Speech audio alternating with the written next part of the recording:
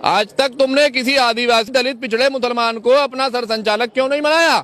तुम झूठ बोलते हो और एकता का दिखावा करते हो, जबकि तुम ही इस देश को तोड़ने वाले हो और तुम ही इस देश के संविधान को, इस देश के जो बहुजन समाज के लोग हैं उनको खंडित करने वाले। भागवत जो कह रहे हैं कि भारत के 130 करोड़ देशवासी हिंदू हैं, ठीक है, उनके पास भी कहने का अधिकार है, लेकिन मेरे पास भी अधिकार है। मैं उनसे कह रहा हूं कि उनके पुरखे विदेशी हैं।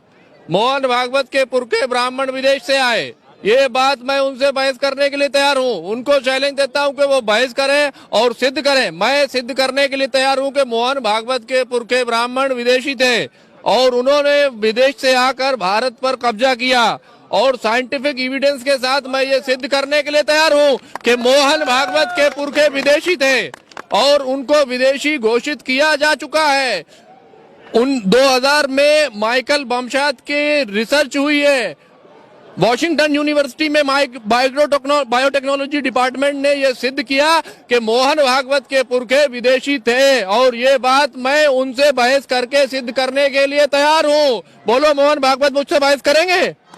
मैं मोहन भागवत को कहना चाहता हूं, वो सिद्ध करे कि भारत के 130 करोड़ देशवासी हिंदू नहीं है, क्योंकि वो जो है इस झूठ को छुपा रहे हैं। दूसरी चीज, ये मोदी जी को और अमित शाह को हम लोग ऐसा उल्टा सीधा बोल रहे हैं, जबकि असल टारगेट कोई और है। मोदी जी को तो इन्होंने गाली खाने के लिए रखा हुआ है, जबकि असल टारगेट यहाँ के जो SC, ST, OBC के लोग हैं, इनको गुलाम बनाने का षड्यंत्र है। जब आप देखते हैं कि ईसाइयों पे और सिखों पे और मुसलमानों पे हमला होता है, तो समझ लीजिए कि यहाँ के जो बहुजन समाज है उसके ऊपर हमला हो रहा है, क्योंकि ये लोग नहीं चाहते कि इनको इनके फंडामेंटल राइट्स मिलें। समझ रहे हैं ना? मनुस्मृति लागू करने का कार्यक्रम है, जबकि हम लोग ये समझ रहे हैं कि हिंदू बनाम मुस्लिम है। हिंदू बनाम मुस्लिम नहीं है, ये अंबेडकरवाद बनाम मनुवाद की लड़ाई है, और ये EVM के माध्यम से होने वाले घोटाले को छुपाने के लिए ये स्वयंसेवक संघ हमेशा से कहता है कि मैं समरसता के तरीके से जीता हूं, चाहे वो हिंदू हो, मुस्लिम हो, सिख हो, ईसाई हो।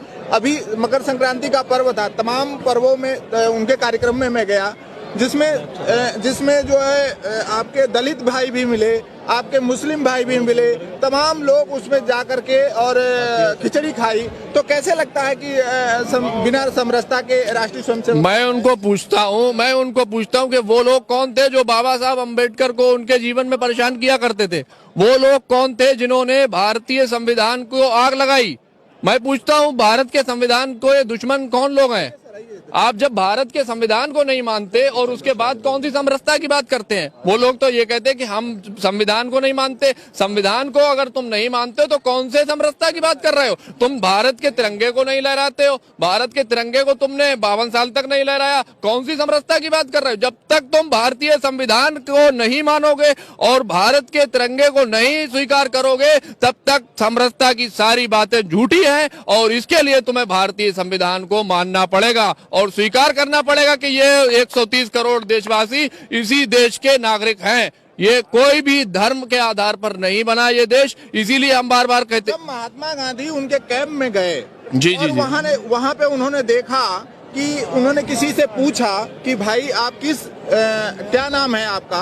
तो आप पूरा नाम बताइए। उन्होंने आधा नाम बताया, पीछे का नाम जो सरनेम होता है उन्होंने बताया नहीं। तो उन्होंने पूछा पूरा नाम बताइए, तो कह रहा हमारे यहाँ तो बस एक ही नाम लिया जाता है, उसका सरनेम नहीं बताया जाता, क्योंकि हम सब आपस में भाई, हम जातियों में बटे नहीं हैं। तो जब महात्मा गांधी को जब इतना बड़ा जवाब मिला, तो संघ तो हमेशा ही यही काम करता है कि हमारे पास जितने भी भारत के लोग हैं वो सब भाई बहन हैं, बंधु हैं।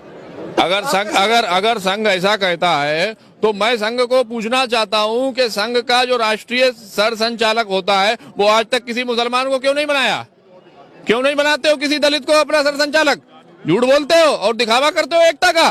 तुमने इस देश को तोड़ने का काम किया है। अगर तुम एकता की बात करते तो मुसलमान को, किसी दलित को, किसी आदिवासी को अपना सरसंचालक बनाओ। आज तक तुमने किसी आदिवासी, दलित, पिछड़े मुसलमान को अपना सरसंचालक क्यों नहीं बनाया? तुम झूठ बोलते हो और एकता का दिखावा करते हो, जबकि तुम ही इस देश को तोड़ने वाले हो और तुम ही इस देश के संविधान को, इस देश के जो बहुजन समाज के लोग हैं उनको खंडित करने वाले हो। संघ ये कहता है कि हमारी जो प्राथमिकता है, जो स्वयंसेवक शाखा में आता है, शाखा के जरिए ही वो आगे पहुंचता है। तो आप शाखा में गए नहीं होंगे, इसलिए वो वहां तक पहुंचे नहीं। देखिए, हम उनके जो ग्रंथ हैं हम उसे बहुत अच्छी तरह पढ़ा है, और आप भी पढ़ेंगे तो आप भी उनकी विचारधारा से अच्छी तरह से वाकिफ हो जाएंगे। जब तक आप उनकी विचारधारा को नहीं समझेंगे तब तक आप उस पर अमल नहीं कर सकते। और उनकी विचारधारा बहुत जहरीली है, वो इस देश को गुलाम बनाना चाहते हैं दोबारा से। कह रहे हैं कि हम देश के भारत माता को पूछते हैं, भारत में वसुधैव कुटुंबकम लाना चाहता है। बिल्कुल बिल्कुल बिल्कुल। भारत में सभी भाई बहन एक हैं, वो कहते हैं। मैं कह रहा हूँ, ठीक है ना, बात करते हैं। भारत माता कौन है? ये यहाँ पर जितने आंदोलनकारी माताएं बैठी हुई है, माताएं बने, ये है भारत माता। आए और इनके पांव छुए, आए और इनको समर्थन दें। कितने स्वयंसेवक आएंगे यहाँ भारत माता को? ये आज 35 दिन से यहाँ पे भारत माताएं इतनी सारी बैठी हुई हैं, इनकी सेवा करने कितने स्वयंसेवक आए?